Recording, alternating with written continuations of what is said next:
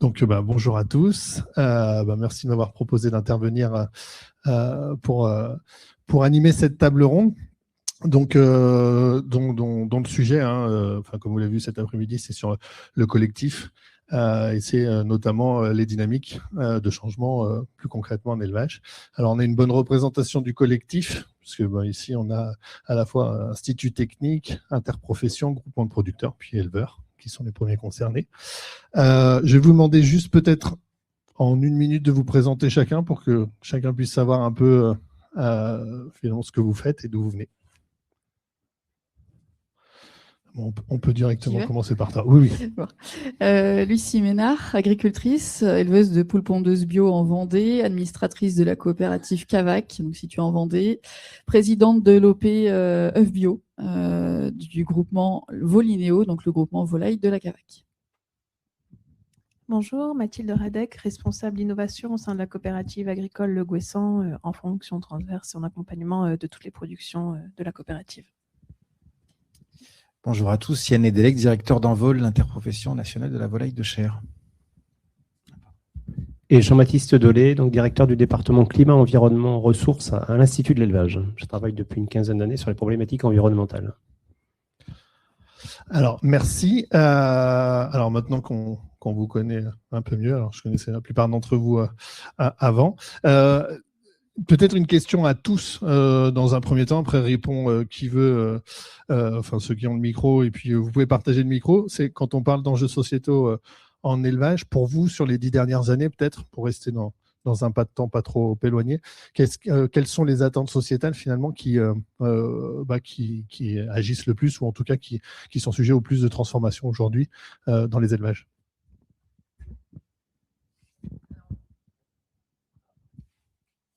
De mes yeux d'éleveuse, je dirais que c'est la notion de bien-être animal quand même qui est assez centrale et qui a fait découler ensuite un certain nombre de réglementations. Alors notamment en pondeuse, il y a un paquet de choses qui sont sorties de terre là quand même ces dernières années, ces 5-10 dernières années, qui découlent vraiment spécifiquement de la notion de bien-être animal. Donc plutôt bien-être en volaille. Alors après on peut avoir peut-être la vie filière porcine puis ruminant aussi. Oui, effectivement, dans la filière porcine, c'est ce qui ressort également. Et puis aussi une préoccupation quand même au niveau aussi de la qualité de vie de l'éleveur. C'est quelque chose qui ressort dans les attentes sociétales, même si ça ne ressort pas forcément comme ça dans les questionnaires qui peuvent être posés. C'est des choses, quand on discute avec les consommateurs, qui ressortent également. Ils ont une préoccupation sur qualité de vie et qualité économique aussi de revenus des agriculteurs. Oui, alors en effet, pour la volaille de chair, je partage ce qui vient d'être dit par Lucie. C'est quand même le bien-être animal depuis 10 ans qui a été vraiment mis en avant. Mais en lien avec ça, je pense qu'au-delà du bien-être animal, c'est aussi le besoin de transparence de la part des consommateurs qui, par à un moment donné, on va dire toute cette actualité autour du bien-être en 2017-18 a fait que, sans doute côté filière en tout cas, il y a eu je ne sais pas si c'est le mot qu'il faut employer, mais en tout cas, on a dévoilé un peu plus, ouvert un peu plus aux consommateurs, aux citoyens, les pratiques qu'on avait déjà mis en place ou qu'on allait faire progresser. Oui, le volet bien-être de fait en filière d'élevage de ruminants est bien présent également depuis une dizaine d'années. Moi, je reviendrai par rapport à ces aspects-là sur les enjeux bien plus en avant, c'est-à-dire plus en arrière, il y a 30 ans. Dans les années 90, où en fait on parlait de problématiques de qualité de l'eau. Et donc ça, c'était une attente très forte avec une directive européenne qui a obligé pour le coup l'ensemble des éleveurs à intégrer cette problématique de manière à réduire la pollution par les nitrates. Et de fait, cette réglementation européenne s'est déclinée dans les différents États avec des incidences très fortes. Quelquefois des difficultés de compréhension de la part des professionnels pour intégrer ces problématiques-là. Et finalement, l'intégration de ces enjeux environnementaux a un peu bouleversé le fonctionnement des exploitations, a nécessité des investissements conséquents, publics, privés, de la part des éleveurs, de fait. Mais ça a été aussi le moyen de moderniser les ateliers de production dans bien des situations, et d'améliorer l'efficience des systèmes, de réduire le recours aux intrants, etc.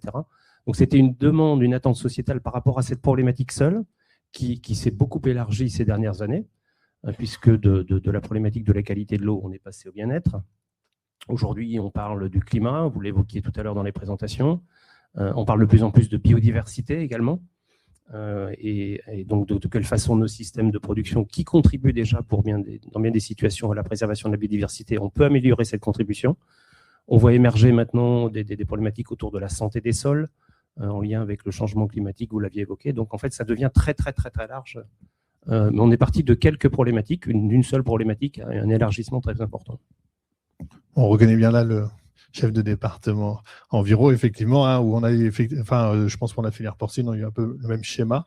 J'imagine qu'en aviculture, c'est la même logique avec des problématiques plutôt environnementales dans les années 90 qui ont glissé progressivement vers les problématiques bien-être peut-être plus récemment avec ce que vous venez de dire, hein, finalement, le bien-être, c'est la problématique peut-être plus récente et en tout cas qui impacte le plus aujourd'hui dans les élevages. Alors, justement, par rapport à, si on revient vraiment aux éleveurs, est-ce que finalement les éleveurs, ils expriment des inquiétudes ou des besoins particuliers sur ces questions d'enjeux sociétaux, alors que ce soit le bien-être ou autre, hein, puisque malgré tout, l'environnement, c'est quelque chose qu'on continue de traiter en permanence, même si peut-être le bien-être est venu un peu plus sur le devant de la scène.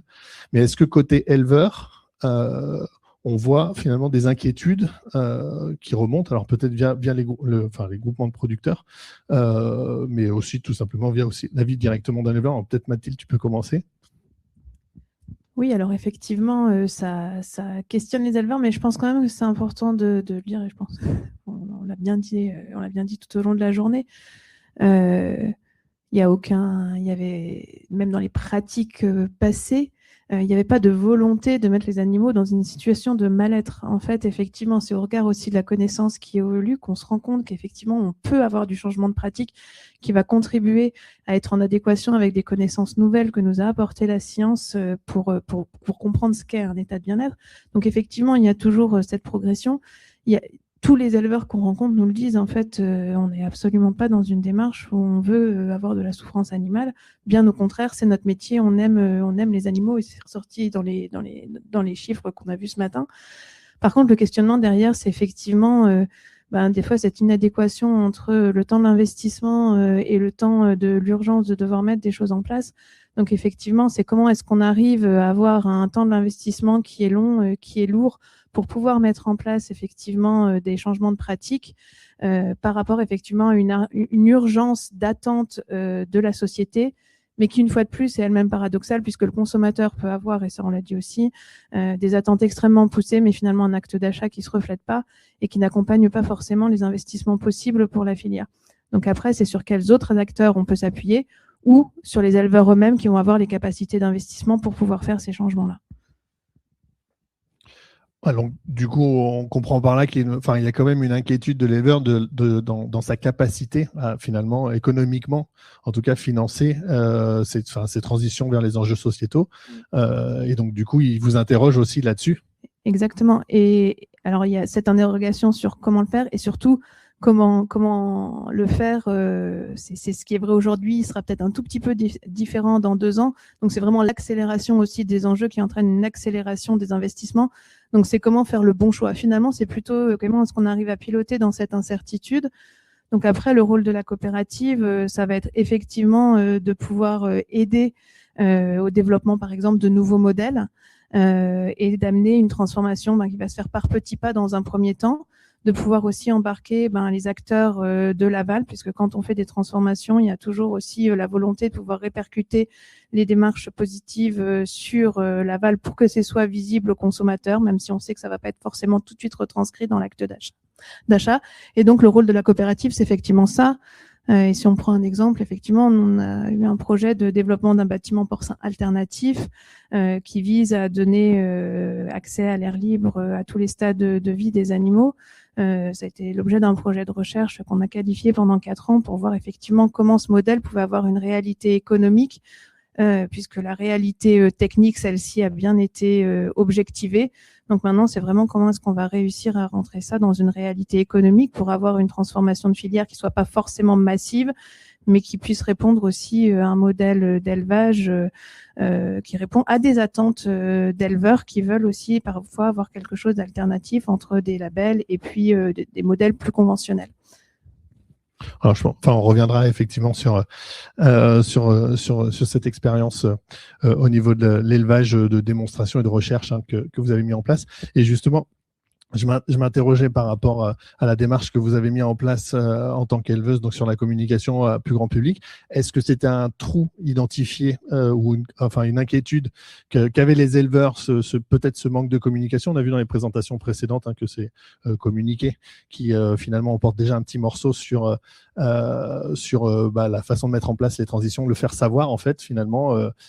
Et donc, du coup, pourquoi vous avez mis en place les Jolies Rousses? Et est-ce que c'était vraiment une inquiétude? Et est-ce que ça y répond? Est-ce que ça répond en partie à des inquiétudes qu'il y avait côté éleveur? Alors déjà, en fait, quand je me suis installée en 2019, moi je venais de l'enseignement et de la formation, donc j'étais en fait en maison familiale rurale, j'ai enseigné pendant 5 ans. Et quand je me suis installée pour rejoindre mon mari sur la ferme, l'objectif il était surtout de continuer à en fait faire court entre guillemets. Et moi j'avais eu en face de moi des jeunes qui prétendaient justement à une installation dans les années à venir, et je me suis dit à l'époque, ce serait bien de leur montrer simplement, avec un exemple très concret, c'est-à-dire le mien, comment on procède en fait pour créer un atelier de A à Z, parce que je me suis installée vraiment avec mon atelier de pondeuse, il n'existait pas avant, donc c'était ça. Et puis sur les réseaux, en fait, effectivement très vite, alors sur Twitter à l'époque, j'ai identifié le fait que très peu, pour ne pas dire personne, très peu d'éleveurs communiquaient sur la volaille.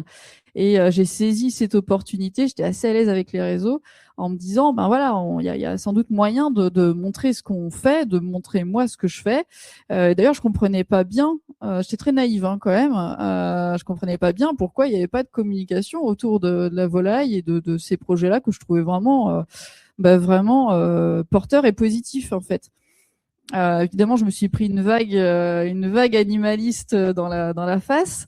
Bon, j'ai fait face, voilà. Et puis après, ça s'est très bien passé. Une fois que les premières attaques et les booms ont été lancés, finalement, ça se passe plutôt bien. Et c'est ainsi que, effectivement, je me suis mise à prendre la parole de manière presque quotidienne sur beaucoup de réseaux. Un peu moins quand même ces dernières années parce que j'ai des enfants, etc. Donc voilà. Par contre, j'ai jamais pris cette position de dire je vais porter la parole des éleveurs de pondeuses. Moi, je raconte mon histoire et donc parfois sur des périodes de crise, notamment la grosse première année d'influenza aviaire qui a bien touché la partie Vendée. Certains m'ont dit, oh là là, mais tu n'expliques pas ce qu'on vit, nous qui sommes touchés par l'influenza. Eh bien, je répondais que je ne pouvais pas, puisque moi-même, je n'étais pas touchée par l'influenza. Donc, je ne suis pas là pour porter la parole des collègues. Moi, je suis là pour expliquer mon histoire. J'ai un storytelling, je me raconte. Et si ça peut contribuer, et ça contribue, j'ai des retours, énormément de retours, notamment de femmes qui, après une reconversion professionnelle, décident de s'installer en pondeuse. Alors, beaucoup rejoignent du coup la CAVAC parce que, voilà, je parle effectivement de ce groupement-là, des groupements Volinéo. Donc, voilà, elles ont envie aussi de participer à tout cela. Moi, je trouve ça vraiment très, très positif. Mais encore une fois, je suis pas là pour porter la parole des éleveurs, surtout qu'il y a un panel d'éleveurs avec une multitude de productions en pondeuse, sur lesquelles je ne peux pas m'exprimer en fait. Alors, du coup, peut-être, ça peut être Lucie ou Yann, vous pouvez répondre. C'est plus comment, pour vous, la filière en général, donc soit à travers la CAVAC, soit à travers plutôt l'interprofession, comment les filières en général prennent en compte ces enjeux sociétaux. Enfin, est-ce qu'elles se sont mis en ordre de marche? Comment elles le traduisent concrètement dans la ligne annuelle des travaux à mener pour aller dans ce sens-là. Donc peut-être Yann, et puis on peut peut-être compléter aussi par Lucie.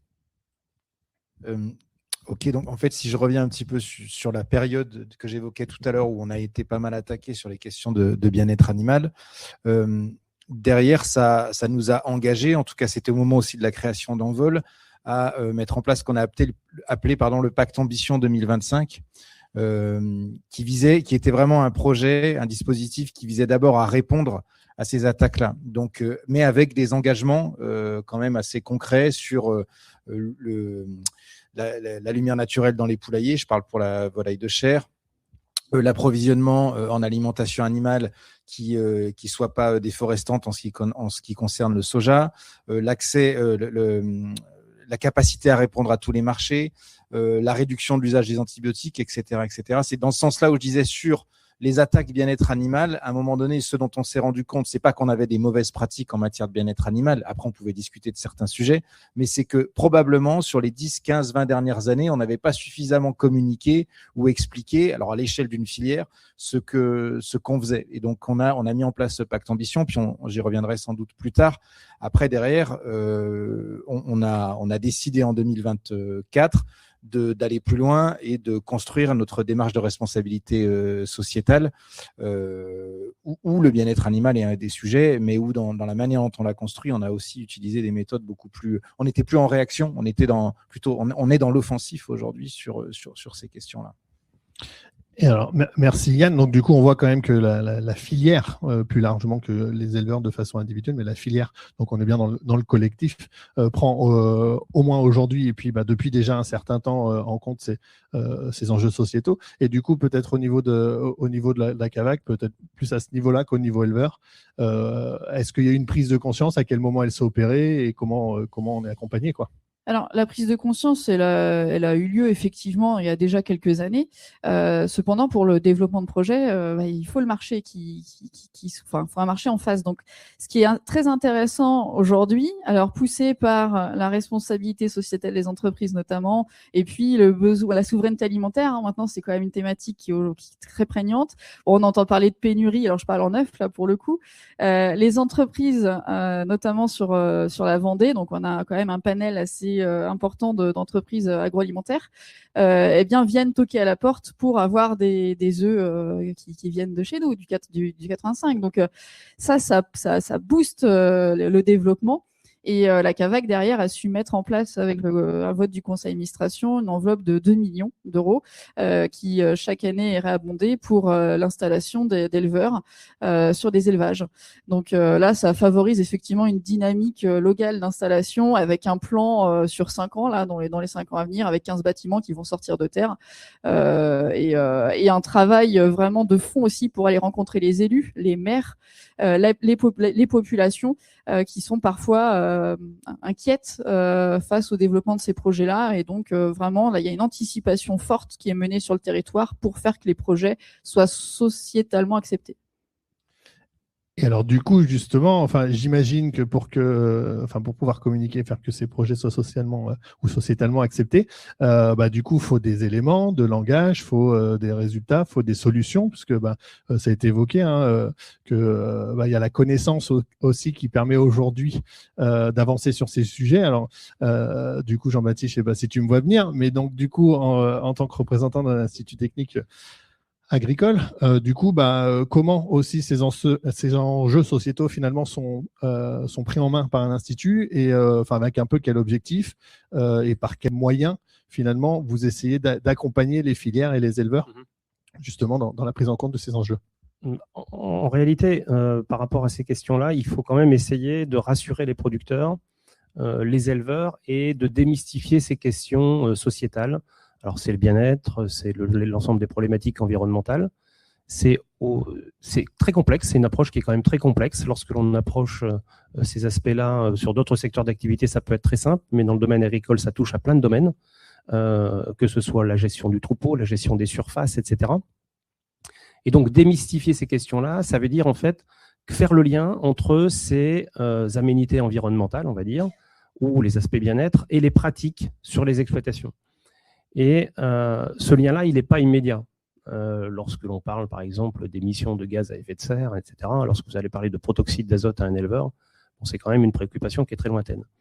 Et donc, de montrer ce lien aux pratiques, déjà, ça rassure, et assez facilement, sans forcément parler immédiatement. Alors, c'est différent pour le bien-être, mais sans parler immédiatement d'investissement, il y a toute une démarche de progrès qui sont en lien avec l'efficience du système et qui permettront d'améliorer les performances environnementales. Et donc ça, c'est un élément qui est très rassurant. Alors ça veut dire qu'il faut sensibiliser. Il y a des démarches de sensibilisation très importantes qui sont à faire au niveau des éleveurs et au niveau des conseillers.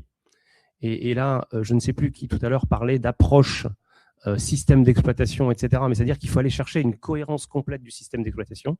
Et donc ça, c'est quelque chose qui est très complexe. Je dirais qu'on a des conseillers qui sont de plus en plus spécialisés par secteur, et secteur par filière peut-être, mais aussi par domaine. Et donc ça devient très complexe d'avoir cette approche exploitation. Alors, ce que l'on a essayé de faire, nous, justement, pour essayer que les acteurs des filières d'élevage de ruminants s'approprient ces questions et les éleveurs également, c'est de développer Cap2ER, qui est aujourd'hui utilisé par plus de 2000 conseillers. Il y a 50 000 fermes qui ont été plus de 50 000 fermes qui ont été auditées. Et donc derrière, il y a tout un enjeu aussi de référentiel pour l'ensemble des acteurs des filières. Et combien d'éleveurs, depuis une dizaine d'années maintenant que c'est en place, souhaitaient en fait réaliser une évaluation environnementale, parce qu'on n'arrête pas de dire mais l'élevage, c'est catastrophique. L'élevage de ruminants, on n'en parle pas. La consommation de viande, sur les émissions de gaz à effet de serre, etc., etc. Et ça a amené en fait certains éleveurs à se questionner et de dire mais comment moi je me positionne par rapport à tous ces référentiels, etc. Et quelles sont mes marges de progrès. Et donc déjà à ce moment-là, en fait, on a gagné une partie du challenge qui est de dire, sans forcément mettre en place de plan de progrès de façon immédiate, mais comment je me positionne et comment je peux améliorer mes pratiques. Et donc ça fonctionne plutôt bien.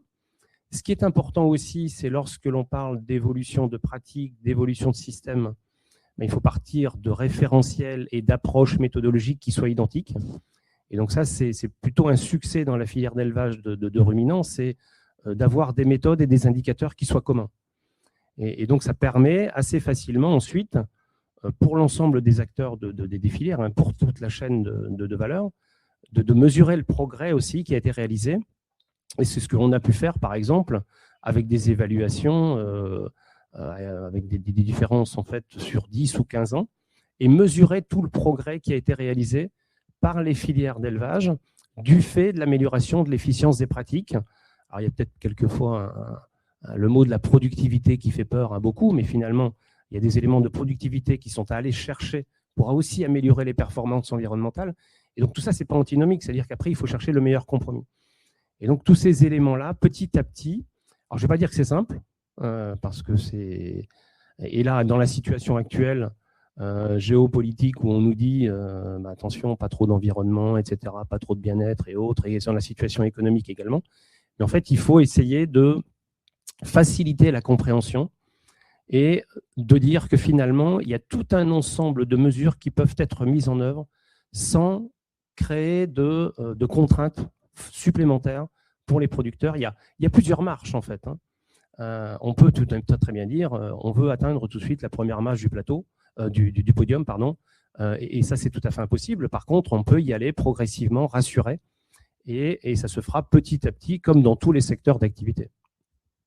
Alors là, c'est un très bon exemple d'outil finalement qui est mis à disposition pour fournir des références et pour justement permettre aux filières de progresser, ou en tout cas de pouvoir communiquer déjà sur ce qui existe déjà, sans forcément même parler de progression, déjà de montrer que finalement le tableau n'est pas forcément tout noir ou tout blanc.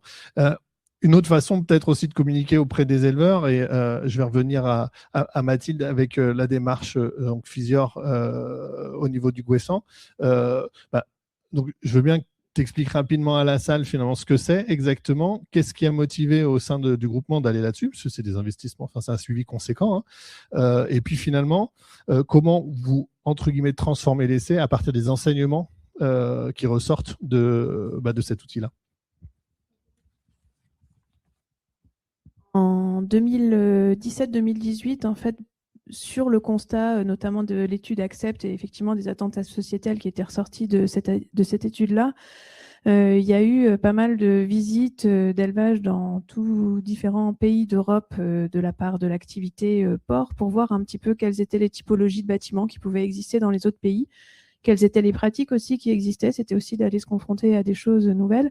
Et il y avait cette volonté effectivement de travailler sur un nouveau bâtiment d'élevage qui mette le bien-être animal au centre de l'élevage, Mais je l'ai dit tout à l'heure, c'était pas que bien-être animal, hein, c'était effectivement bien-être animal, qualité de vie de l'éleveur, performance environnementale, en tout cas évaluation de la performance environnementale, et puis effectivement un petit volet numérique, mais ça c'était plutôt l'opportunité d'un nouveau bâtiment qui nous permettait d'aller pouvoir tester aussi comment le numérique allait s'insérer dans les élevages, et puis effectivement adéquation avec les attentes sociétales.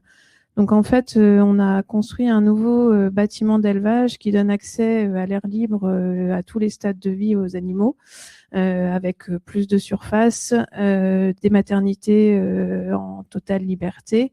Et donc l'idée, ça a été de voir comment, 50% de surface en plus par fort, voilà. L'idée, ça a été de voir comment, apport de paille, d'objets manipulables, non castration, non coupe de queue, et ça a été de voir déjà si ce modèle-là avait une réalité technico-économique. Donc on avait été assez prudent dans les projections qu'on avait faites, et puis finalement, voilà, la réalité technico-économique, elle est là, ça fonctionne bien, les résultats techniques sont là, les résultats économiques sont là. La conduite en non-coupe de queue après des ajustements fonctionne très bien.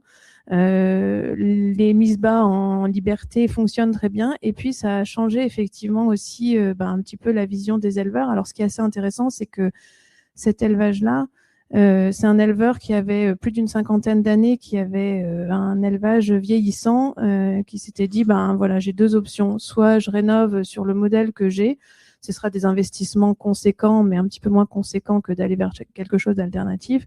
Soit effectivement, je réfléchis aussi à la question de la transmission. Et qu'est-ce que je veux laisser comme élevage demain. Donc c'est un petit peu dans ce contexte-là que cet élevage a pris forme. Ça a donné lieu à 4 ans de recherche aussi en partenariat avec l'IFIP. Et donc aujourd'hui, on a cette réalité d'élevage qui permet effectivement de cocher alors toutes les cases du collectif qui travaille sur cet élevage-là d'un point de vue qualité de vie au travail, attente sociétale, hein, puisqu'on a eu plus de 2000 visites, 500 personnes qui ont répondu à un questionnaire sur leur perception de cet élevage, des focus group consommateurs, des focus group éleveurs. Alors là, c'est toujours finalement assez je ne sais pas si c'est drôle, mais effectivement, ce paradoxe qu'on a, c'est que les consommateurs qui ont visité, le constat, c'est que de toute façon, ils ne connaissaient pas l'élevage au départ. Ils avaient des idées préconçues de ce que ça allait être. Ils ont été extrêmement rassurés en voyant cet élevage. Ils ont posé la question de... alors, le bien-être animal, c'était bon, ils étaient convaincus. Je ne reviens pas sur le fait que quand je dis qu'ils n'avaient pas de connaissance de l'élevage, c'est-à-dire c'est un niveau zéro de l'élevage. On a discuté avec Christine tout à l'heure. Moi, je trouve ça toujours assez oui, c'est ça, étonnant de voir que c'est le sujet de société sur lequel tout le monde a un avis, c'est le métier sur lequel tout le monde a un avis, mais je pense que c'est le métier sur lequel les gens ont le moins de connaissances. Ça touche à l'affect de l'alimentation, donc effectivement, tout le monde a un avis dessus. Mais néanmoins, ils ne connaissent pas du tout ce qui s'y passe. Donc, c'était plutôt rassurant d'un point de vue consommateur. Bon, ils étaient prêts à payer plus. Dans les faits, on sait bien que ça se traduit pas forcément. Et par contre, c'était plutôt côté éleveur où, en fait, malgré les retours très positifs du collectif sur l'élevage, qui avait connu l'ancien et le nouveau et qui avait une expérience, voilà, c'est un collectif qui n'édulcore pas les difficultés que peuvent avoir cet élevage-là, mais qui sont extrêmement positifs sur leur expérience. Voilà, au niveau des éleveurs, sur la vingtaine, on en avait 2,5 qui étaient prêts à se lancer dans un élevage de ce type-là, soit sur la totalité des stades, soit sur quelques stades. Alors c'est intéressant, la maternité bien-être, pleine liberté, ça pour le coup, c'est quelque chose qui marque, qui a le plus marqué. Et sur des profils effectivement d'éleveurs plutôt jeunes. Et ce qui ressortait sur les deux, hein, deux, ça vaut pas pour réalité statistique, mais néanmoins, c'était assez intéressant, c'est qu'ils nous disaient, nous, ça nous intéresserait une typologie d'élevage comme ça, donc ils étaient relativement jeunes, parce que moi, j'aimerais bien, quand je parle de mon métier, même dans mon cercle d'amis proches, avoir la fierté de ce que je raconte. Donc, c'est cette position des jeunes, des fois, et la perception sociétale, je pense, sur eux, repèse peut-être encore plus que sur les générations précédentes. Et donc, alors au-delà de l'expérimentation, bien sûr, hein, le but c'était pas juste de se faire plaisir pour se faire plaisir. L'idée c'est comment est-ce que derrière on peut aller dupliquer ça auprès d'autres adhérents de la filière. Et là, effectivement, il y a un gros travail avec l'aval de la filière. Comment est-ce que ça va être valorisé auprès des transformateurs, puisqu'effectivement, ce qui coûte le plus cher, c'est le pourcentage de surface en plus. Globalement, c'est le pourcentage d'investissement en plus. C'est des bâtiments statiques, donc ça va pas être sur la ventilation. Voilà. Donc vraiment, ce gros enjeu, c'est comment est-ce qu'on embarque l'aval de la filière, qui est plutôt partant pour ce type de projet, mais effectivement, derrière, c'est comment trouver un positionnement dans les rayons qui permettent aux consommateurs de faire un acte d'achat qui retranscrit réellement leur dire. Et puis, l'autre problématique, et puis effectivement, on a un petit peu parlé, Lucie, mais nous, ce qu'on voit au sein de la coopérative, on accompagne énormément les nouveaux projets, c'est que peu importe le type de projet, il y a toujours de la défiance de la population qui va être à proximité de cet élevage. C'est-à-dire que même sur un élevage existant, déjà présent, même s'il y a de la confiance des habitants qui sont présents autour de cet élevage-là, dès lors qu'on parle d'une transformation, quand bien même cette transformation, c'est de l'investissement pour aller vers une réponse à des attentes exprimées par les citoyens, malheureusement, les voix dissonantes qu'on entend, c'est toujours celles qui sont plutôt les voix de l'abolitionnisme de l'élevage. Donc, il y a aussi un énorme accompagnement de la part de la coopérative pour pouvoir accompagner ces nouveaux projets, que ce soit sur le modèle Physior ou sur d'autres modèles. Et puis, l'idée, c'est pas de transformer sur ce modèle où on va avoir de l'investissement supplémentaire des fois conséquent. Donc, effectivement, il faut avoir des éleveurs qui ont envie de mettre en place cet investissement-là. C'est aussi de se dire, l'apprentissage, cette fois-ci purement scientifique qu'on a pu tirer de cette expérimentation, typiquement, comment est-ce qu'on arrive à mener un élevage en non-coupe de queue avec des queues courtes en fin d'engraissement, des cochons qui sortent avec des queues courtes inférieures à 1%.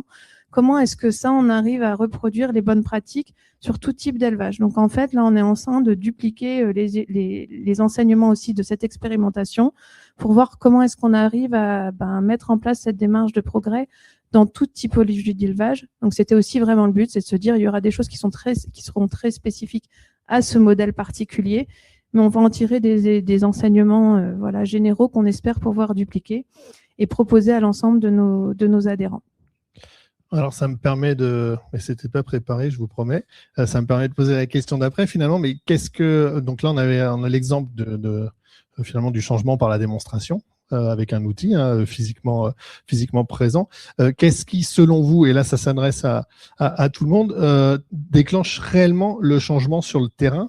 Est-ce que ça va être le consommateur, la réglementation, les marchés, la grande distribution, les associations? Et alors, il y a une règle, je vous interdis de me dire un peu tout, parce qu'on est à peu près tous d'accord que je pense qu'on peut trouver des raisons sur un peu tous ces domaines-là. Mais pour vous, on va dire, quel est le levier principal? Donc après, vous pouvez prendre la parole dans l'ordre. La question s'adresse à tout le monde. Tu as le micro, vas-y. En fait, deux situations différentes. C'est-à-dire que, par exemple, quand j'évoquais la directive nitrate tout à l'heure, c'est un cadre réglementaire qui a permis cette évolution de pratique. Et finalement, ça a été très, très, très bénéfique. Alors, ça a été très décrié, mais ça a été très bénéfique pour moderniser aussi l'atelier d'élevage et améliorer la valorisation des déjections animales, réduire le recours aux engrais de synthèse, etc.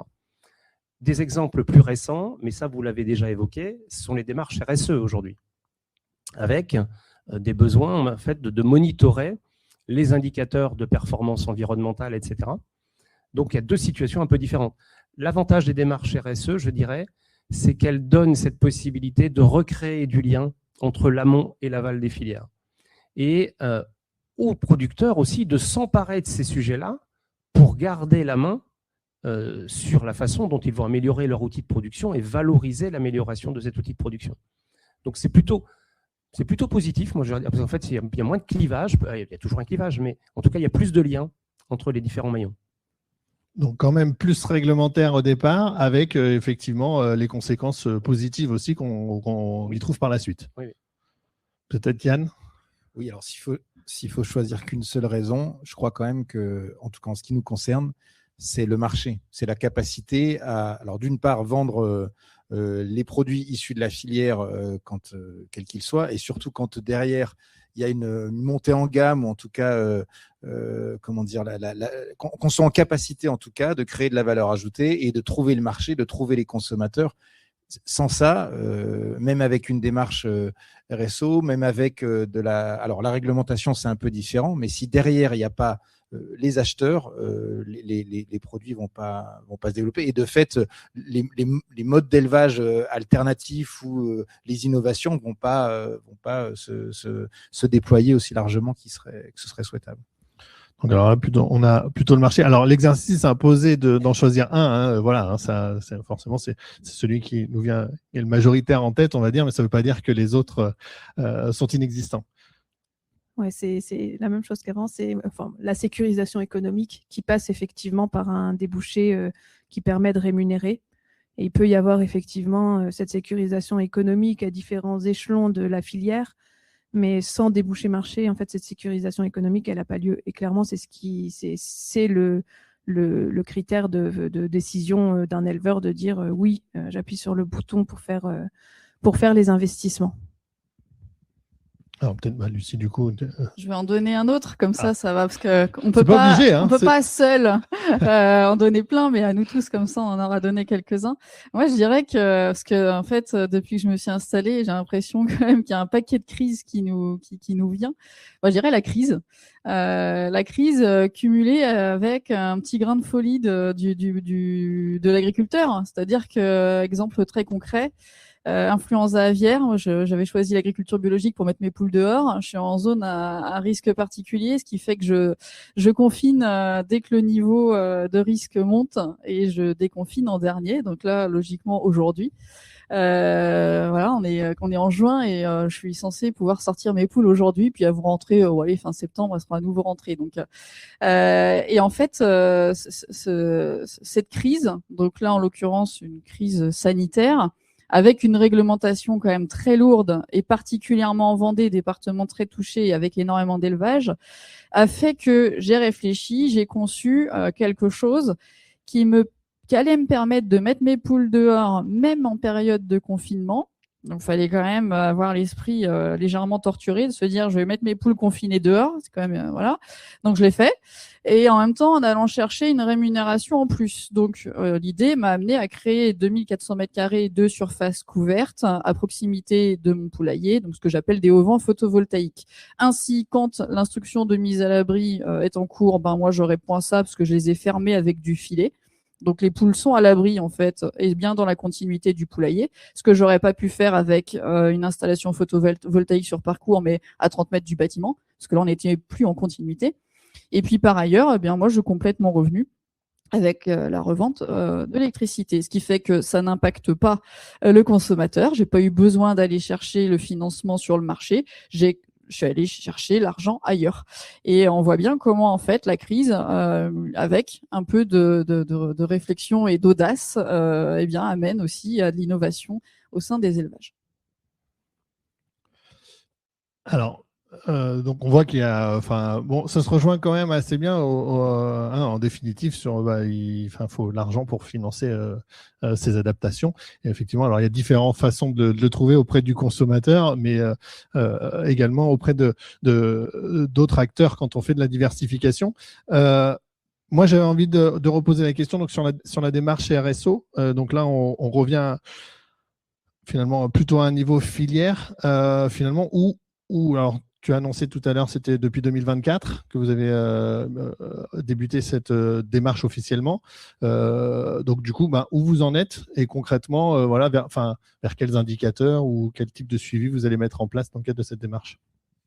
Donc en effet, la démarche, la volonté d'aller vers la construction d'une démarche RSO, ça a été 2024. On l'a rendu officiel en avril dernier.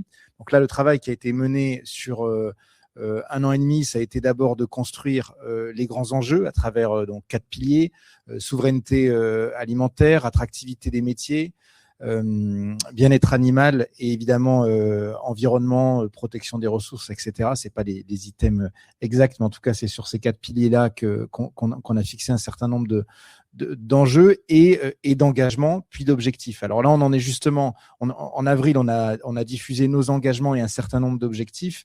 Après, derrière, aujourd'hui, ce qu'il faut qu'on fasse, c'est affiner les indicateurs qu'on va mettre en place. Alors pour certains, ils sont déjà calés. En ce qui concerne le bien-être animal, on va poursuivre le travail sur l'accès à la lumière naturelle, par exemple, mais il y aura aussi l'enrichissement du milieu dans les poulaillers. Sur la partie empreinte carbone, en tout cas réchauffement climatique, il y a la volonté d'utiliser l'outil Cap2ER avec, à travers d'abord un objectif de taux d'utilisation, puis après on verra plus loin, un peu comme ça a été fait aussi en filière ruminant, plus loin, une fois qu'on utilise correctement, j'allais dire, l'outil, quels objectifs on se fixe et quels indicateurs concrets sur la diminution des émissions de gaz à effet de serre. Sur l'attractivité, c'est la notion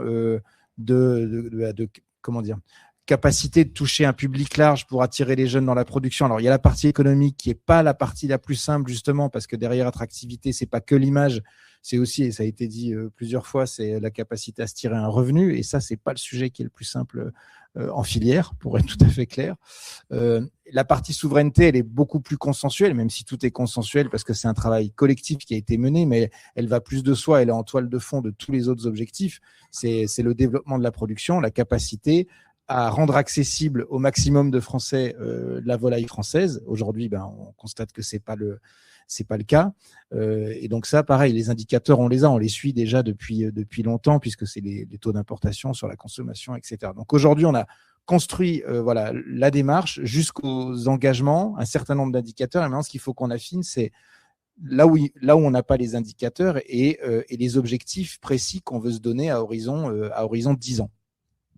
Alors justement, donc du coup, ces démarches sont mises en place sur la base finalement d'indicateurs. Donc j'imagine que l'idée derrière, c'est principalement de la communication, parce que du coup, en fait, on veut transformer ces indicateurs finalement en outils pour les filières. Il y a aussi il y a certainement aussi l'amélioration sur le terrain, donc via ces références indicateurs. C'est ce que tu disais un petit peu, Jean-Baptiste, tout à l'heure. Donc je me disais, finalement, entre le côté accompagnement, le côté communication, pour vous, et là, ça peut s'adresser à tout le monde, pour vous, est-ce que vous voyez un lien évident entre communication et changement de pratique sur le terrain ? Est-ce que c'est plutôt dans le sens je communique et donc ça génère des changements de pratique, ou est-ce que j'ai des changements de pratique et je communique dessus et ça emmène finalement d'autres éleveurs et d'autres filières à entamer des démarches d'évolution et de changement sur les pratiques. Peut-être, Jean-Baptiste, tu peux peut-être commencer, parce que avec Cap2ER qui est utilisé maintenant depuis quelques temps, vous devez avoir certainement le recul aussi sur ce que ça a permis d'emmener via la communication autour des indicateurs. Alors après, la communication, elle s'envisage à tous les niveaux. Donc là, il y a 2 grosses activités de communication qui ont été conduites dans le cadre des projets depuis une dizaine d'années maintenant. L'objectif, c'est effectivement d'avoir une communication qui soit vraiment très massive pour que chacun puisse s'approprier tous ces éléments-là. Alors, c'est communiquer sur la situation, c'est-à-dire il faut objectiver la situation de l'élevage vis-à-vis du consommateur. Et donc là, c'est tout le travail que l'on conduit, par exemple, avec les ONG, etc. Alors, il y a certaines avec qui c'est difficile, mais d'autres avec qui on peut composer malgré tout et on peut discuter et construire un message. Et donc de dire, voilà déjà, parce qu'en fait, il y a une méconnaissance, je ne sais plus quelle évoquer, mais il y a une méconnaissance des systèmes d'élevage et des systèmes de polyculture élevage. Donc, c'est déjà de préciser là où nous en sommes aujourd'hui et de montrer qu'il y a une prise de conscience de l'activité agricole par rapport à l'ensemble de ces enjeux sociétaux. Et donc, et de montrer également tous les progrès qui ont été faits ces dernières années et toutes les marges de progrès qui sont accessibles à moyen court terme. Et puis, si on s'installe sur une durée beaucoup plus longue, il y a aussi des innovations que l'on pourrait aller chercher. Donc, cet aspect communication, il faut l'avoir auprès du consommateur, il faut l'avoir auprès des éleveurs, et il faut l'avoir aussi auprès des conseillers, qui ne sont pas tous aguerris par rapport à ces problématiques-là. Et donc, ça veut dire communiquer aussi, donc tout à l'heure, il y avait la partie enseignante, mais donc effectivement, avec les jeunes, les sensibiliser à ces aspects-là. Il y a encore quelques années où des jeunes apprenants ne voulaient pas entendre parler de ces problématiques et de ces enjeux sociétaux. Ça change beaucoup aujourd'hui. Et donc, c'est important aussi de communiquer auprès d'eux pour les sensibiliser à ça. Et alors, justement, peut-être on va revenir à Lucie. Du côté éleveur, Est-ce que pour toi, on est à un stade où il faut davantage communiquer sur ce qui est déjà fait, ou alors il faudrait faire beaucoup plus avant finalement de communiquer encore à plus grande échelle, peut-être, si c'est possible? Ah non, je pense qu'on a déjà trop attendu en fait pour communiquer. Donc non, faut pas se poser la question de savoir si c'est maintenant qu'il faut le faire. Il faut le faire. Je pense qu'il y a là-dessus, il y a pas vraiment d'interrogation. Les consommateurs, les citoyens, parce que on peut penser qu'ils sont schizophrènes, mais ça reste les mêmes personnes. Ils sont en attente en fait. Ils attendent, ils ont besoin de savoir. On l'a dit, ils sont déconnectés, ils l'ont plus dans leur famille d'agriculteurs, et donc ils ont besoin. Et partout où il y aura un vide, en fait, il y aura soit des accusations, des attaques, etc. Et en fait, dès lors qu'on vient, parce que la nature n'aime pas le vide, c'est vrai aussi sur la communication, les réseaux, etc. Donc, dès lors qu'on vient apporter de l'information, aussi légère soit-elle, en fait, elle vient soit alimenter une discussion qui va prendre une tournure peut-être plus technique, et en fait, je le vois aussi sur la vente directe, parce que au début, donc j'étais vraiment exclusivement sur les réseaux sociaux. Et puis, de fil en aiguille, je me suis dit, quand même, une ferme, il faut pas qu'elle enferme. On doit pouvoir ouvrir nos portes. Et pour ouvrir les portes, moi, j'ai un produit qui est vraiment génial. C'est l'œuf, parce que il vient de la poule, et puis 5 minutes après, il peut être dans la barquette et être rendu chez le voisin. Donc, c'est vraiment formidable. Et donc, je me suis servi de ça aussi pour justement être en lien, mais dans un lien réel avec les gens, qui du coup me suivent aussi sur les réseaux. Donc, quand on se voit en vrai au moment de la vente, ils me parlent aussi de ce que j'ai pu mettre sur les réseaux. Ils suivent l'actualité des poules. Enfin voilà. D'ailleurs, souvent, les gens, quand ils me voient, la première question, c'est pas de savoir comment moi je vais, c'est alors comment vont les poules. Voilà, parce que elles sont devenues un élément important de leur quotidien aussi, en fait. Et c'était quoi déjà la question, c'est est-ce qu'il faut capitaliser sur ce qui est déjà fait en communiquant beaucoup ou Et en fait, je crois qu'il faut surtout pas attendre le changement. C'est maintenant et un peu tous les jours. Et ce qui est super, je trouve aussi sur le temps long, parce qu'on a parlé un peu de temporalité, je crois à un moment donné. En fait, le piège des réseaux aussi, c'est ça qui m'a frustrée en fait au départ. Le piège du réseau, c'est d'être dans l'immédiateté permanente, et on oublie que le temps agricole, en fait, c'est un temps long. Et un exemple tout simple, l'arbre. Moi, je suis en plaine. J'ai installé mon poulailler sur un tas de cailloux. On est sur une veine calcaire. Il n'y a pas d'arbre. Il n'y a jamais eu d'arbre. Il n'y a pas d'arbre. On n'est pas en bocage. On est en plaine. C'est comme ça que c'est. Et puis, on a quand même planté 700 arbres. Et quand je communique, les arbres, ils sont encore petits, parce que il leur faut le temps de pousser. Et donc les gens me disent, va peut-être falloir planter des arbres. En fait, il y en a 700, mais donnez-leur le temps de pousser. C'est-à-dire que oui, je les ai plantés en 2021, 2022, mais vous voyez bien, on est en 2026. Il leur faut du temps aux arbres. Vous voyez bien que le temps agricole, c'est le temps long. Et on ne peut pas demander comme ça des choses en permanence toutes les 5 minutes. Et l'exemple de l'arbre, moi, je m'en sers vraiment à chaque fois pour dire, vous voyez, c'est là, on l'a fait, c'est ici, maintenant, donnez-nous le temps de pousser à nous et à nos arbres. Voilà. Et je pense que c'est une image très parlante. Alors, c'est vrai que moi, je maîtrise un peu plus la filière porcine, et peut-être Mathilde, tu pourras intervenir. C'est vrai que c'est la même problématique. C'est que, alors, c'est pas forcément l'arbre, mais c'est que dès qu'on enclenche une modification assez substantielle du bâtiment et des élevages et de la façon de faire, c'est des investissements pour 10, 15, 20 ans. Et du coup, si effectivement les demandes changent tous les ans, tous les 2 ans, de toute manière, l'éleveur ne peut pas suivre. Et alors, justement, je rebondis parce que j'en suis venu au port. Donc, Mathilde, donc c'est depuis 2017, Physior, vous avez engagé les choses. Comment tu vois dans le temps, justement, l'utilisation de cet outil-là pour peut-être continuer à communiquer, ou est-ce que vous allez recentrer sur, justement, tu disais, le côté diffusé aux autres éleveurs? Alors, on continue à communiquer, hein. C'est un formidable outil de communication. On s'en sert pour plein de visites. Ça permet, au-delà d'expliquer cet élevage en particulier, d'expliquer ce qu'est la filière porcine. En fait, ça ouvre la discussion, hein, d'avoir effectivement d'avoir cet élevage-là. Mais on ouvre nos autres élevages. En fait, on fait pas visiter que celui-ci, on en fait visiter d'autres. Voilà, c'est pas une fin en soi, cet élevage. On sait qu'il y a des modèles multiples. Donc en fait, on en fait visiter d'autres. Effectivement, là, l'idée, c'est de pouvoir commercialiser ce modèle, parce qu'on croit en ce modèle alternatif aussi. Donc l'idée, c'est vraiment de trouver du débouché pour pouvoir transformer d'autres élevages sur ce modèle-là. et de diffuser à ceux qui se transformeront de façon différente, effectivement, les apprentissages. Donc, c'est pas binaire. L'idée, c'est pas de dire c'est le modèle absolu, c'est la vérité. C'est pas du tout ça. On a un outil supplémentaire qui peut donner aussi un choix, voilà, à des personnes qui veulent s'installer, qui veulent se transformer, d'avoir un choix supplémentaire dans ce qu'ils veulent faire. Et ensuite, on diffuse ce qui peut être diffusable à l'ensemble de la filière. Et juste pour rebondir sur la communication, au sein de la coopérative, on a un club des fermes 4 Soleil. On a une centaine d'adhérents qui sont, alors toute espèce, toute production confondue, qui sont aussi porteurs justement, soit d'innovation au sein de leur ferme. Donc l'idée, c'est de capitaliser, d'aller voir ce qui se fait chez nos adhérents. Qu'ils ont fait sans forcément être accompagnés par la coopérative, et comment est-ce qu'on peut prendre aussi exemple de ces bonnes pratiques pour les diffuser à l'ensemble des adhérents. Et puis ils ont un rôle de communication, et on parlait de la communication, de ramener la ferme aussi dans les familles, de ramener le monde de l'agriculture dans les familles. Et en fait, on participe à des programmes qui Ma Ferme à l'école. En fait, ils ont des noms différents en fonction de la maternelle, de la primaire ou du lycée. Et voilà, on demande à nos adhérents d'aller participer à ces programmes parce qu'on reste persuadé que, en fait, l'éducation à l'alimentation, à ce qu'est l'alimentation, à ce qu'est l'agriculture, dès le plus jeune âge, là où effectivement, en 50 ans, en fait, je pense que il y a 90% de la population qui s'est coupée de ce qu'est la production agricole.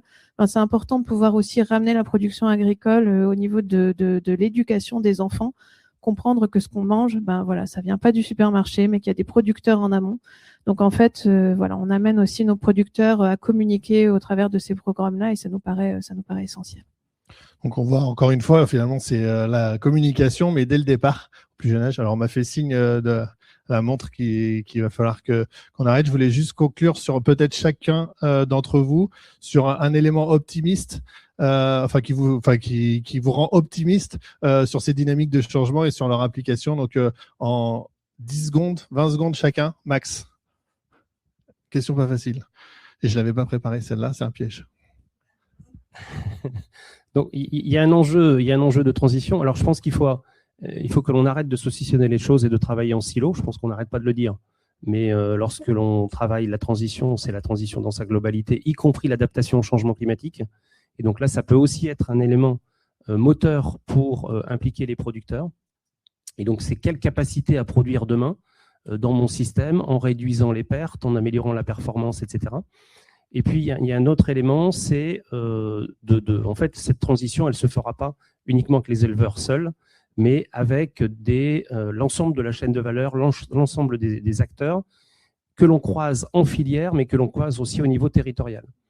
Et grâce à cela, en fait, on arrivera à mesurer ensemble, construire ensemble, accompagner techniquement ensemble, parce qu'un éleveur, il voit 3, 4, 5 conseillers différents. Et donc, si on pouvait apporter le même conseil en matière de n'importe la fertilisation, repro, etc., ça, c'est un élément important. Et puis ensuite, c'est comment on finance ensemble cette transition. Alors, je ne suis pas sûr que le consommateur soit prêt aussi aujourd'hui à financer. Mais donc, il faut aller chercher d'autres dispositifs de financement de la transition. Bon, ce qui te rend optimiste, c'est que c'est possible pour toi d'aller vers là, et notamment en prenant toute la chaîne de valeur. En plus court, s'il te plaît. Ouais, ça va être compliqué, mais je crois que ce qui peut, en tout cas nous au niveau de la filière volaille de chair, ce qui me rend optimiste là, c'est la manière dont on a construit cette démarche RSO, et de voir à quel point au début sur, j'allais dire, des thématiques ou même RSO, vous voyez ce que je veux dire, ça peut paraître gazeux aux opérateurs de la filière, à quel point, et je pense que Guillaume qui est dans la salle et qui pilote la démarche pour Envol me contredira pas, à quel point en quelques mois, c'est un projet qui a réussi à fédérer les acteurs. Et tout à l'heure, on parlait de communication. Moi, je pense que justement, une démarche RSO, elle ne doit pas être là. Son objectif premier, c'est pas communiquer. C'est un cadre qui va nous donner de quoi raconter, de quoi expliquer, mais surtout, je pense que c'est un projet qui permet aussi à chacun, éleveurs, opérateurs, pas tous aussi avancés les uns que les autres sur ces questions-là, de se sentir partie prenante d'un projet collectif, fier de ce qu'il fait déjà, et j'allais dire, et à qui ça peut donner des idées aussi pour aller plus loin. Mais c'est pas simplement un projet de communication, ça on le traite dans le cadre de n'importe quel programme de communication. Voilà. Mais en tout cas, ce qui rend optimiste, c'est de voir que sur tous ces sujets-là, il y a une vraie volonté d'avancer collectivement. Donc il y a la volonté filière, ça rejoint finalement un petit peu la nécessité filière, on a la volonté filière. Oui, moi, juste dire, on on doit faire confiance à nos agriculteurs. Ils ont l'expertise, ils ont toutes les clés. C'est des experts du métier. C'est le bon sens paysan au sens noble du terme, c'est-à-dire vraiment faiseurs du pays, du paysage. Donc en fait, faisons-leur confiance et accompagnons-les pour effectivement les rendre visibles. Enfin, c'est vraiment cette visibilité-là. Moi, je suis plutôt optimiste dans le sens où le changement, en fait, ils le font tous les jours. Donc voilà. Donc tu es optimiste, tu as confiance aux éleveurs, ils sont déjà dedans et ils avancent dans le bon sens.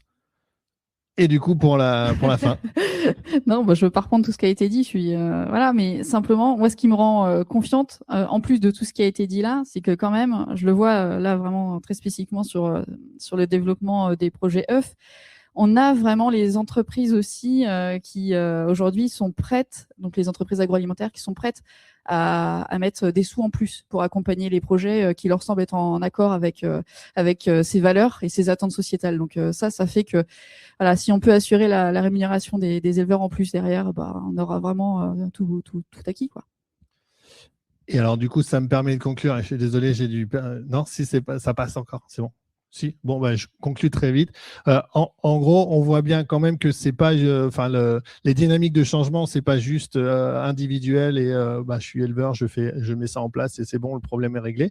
On est vraiment en fait finalement sur une démarche plus large, alors qui intègre l'ensemble de la filière et une nécessité à chaque maillon finalement de communiquer aussi correctement là-dessus, parce qu'il y a déjà beaucoup de choses qui ont été faites, il y a beaucoup de choses qui continuent à se faire et là, l'idée c'est de continuer à le faire connaître et je vous remercie beaucoup.